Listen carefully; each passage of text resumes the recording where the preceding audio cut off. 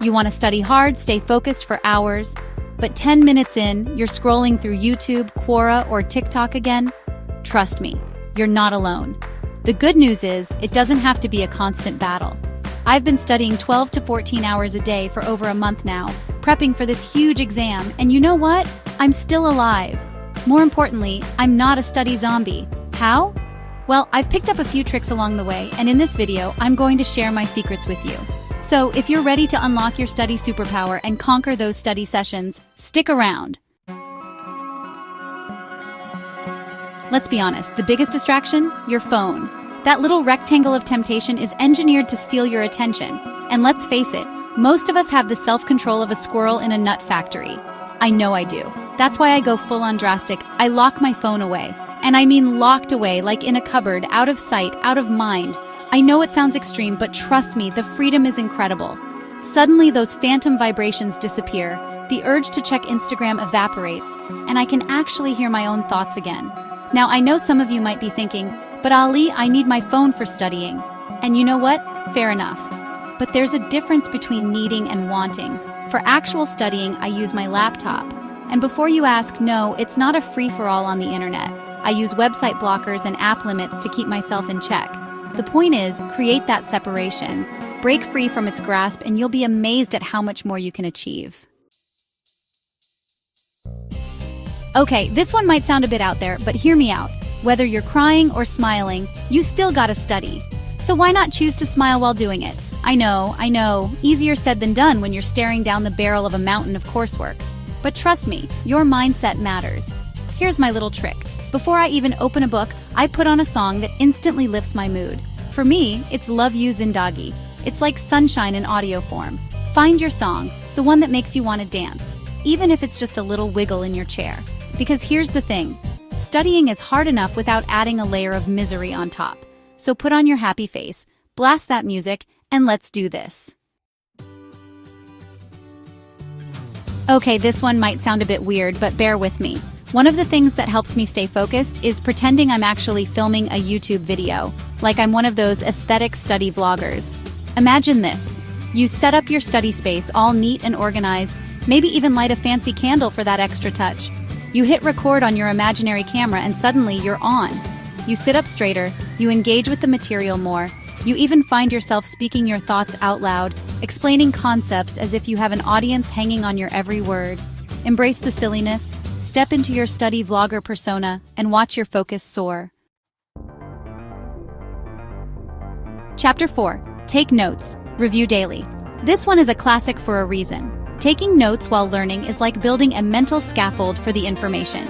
It forces you to actively engage with the material, to process it, summarize it, and put it into your own words. You can't zone out while writing, not effectively anyway. But here's the real secret sauce: daily review. The next day, I revisit those notes. Reviewing reinforces those neural pathways, solidifying the information in your long-term memory. Make them meaningful, make them your own, and then revisit them regularly. Chapter 5. Breaks are sacred. Here's a secret. Taking breaks isn't a sign of weakness, it's a strategic move. Breaks are not the enemy, they're the fuel that keeps your study engine running smoothly. Think of it like this.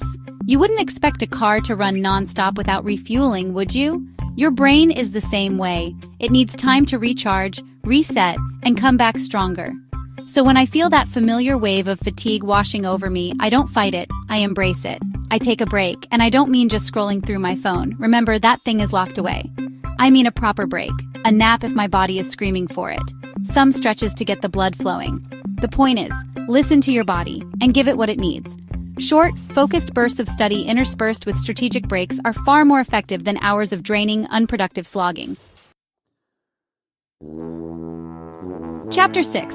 Know your why. This, my friends, is the big one. The secret sauce, the magic ingredient, the fuel that keeps the fire burning.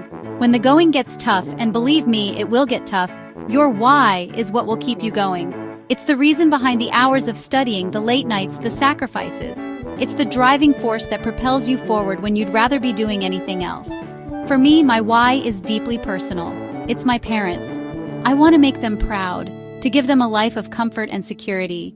But your why doesn't have to be about someone else. Whatever it is, Find it, embrace it, and let it fuel your journey. I know, talking to yourself might seem a little unusual, but trust me on this one. We are our own harshest critics. We tend to be much harder on ourselves than we would ever be on a friend. So, why not flip the script?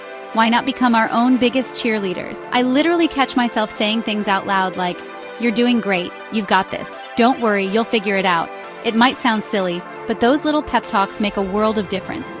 It's about cultivating self-compassion, about treating ourselves with the same kindness and understanding we would offer a friend struggling with a similar challenge. So the next time you're feeling overwhelmed or discouraged, take a moment to be your own best friend. Now, who doesn't love a good reward? Rewards are powerful motivators, and they don't have to be big or extravagant.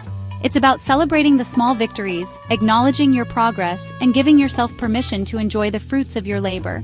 For me, it's the simple things. Finished a particularly challenging study session? Time for a guilt-free episode of my favorite show. Reached a milestone in my study plan? Hello, delicious takeout. It's about creating positive associations with studying, about making it a sustainable part of my life, not a grueling chore. So go ahead, treat yourself. Let's be real. The journey of studying, especially for long hours, is paved with moments of self-doubt. You might feel like you're not doing enough, that you're falling behind, that everyone else is somehow managing to juggle it all with effortless grace. But let me tell you something, and I want you to really hear this. You're doing better than you think. It's easy to get caught up in the comparison game, to scroll through social media, and feel inadequate compared to the highlight reels of others. But here's the truth. Everyone struggles. Everyone has moments of doubt, fear, and uncertainty. The difference is we don't always see those struggles on the surface. So if you're feeling overwhelmed, if you're feeling like you're barely keeping your head above water, take a deep breath and remember this. You're here. You're trying. And that's already incredible. Don't underestimate the power of simply showing up, day after day, even when it's hard. You're stronger than you think, more capable than you realize, and you've got this. So there you have it, my friends. My not-so-secret strategies for studying for 12+ hours a day and actually staying sane. Remember, it's not about being perfect, it's about finding what works for you, about creating a sustainable routine that supports your goals without sacrificing your well-being. Believe in your pace. Now go out there and crush those study goals. If this helped, subscribe and pass the motivation forward.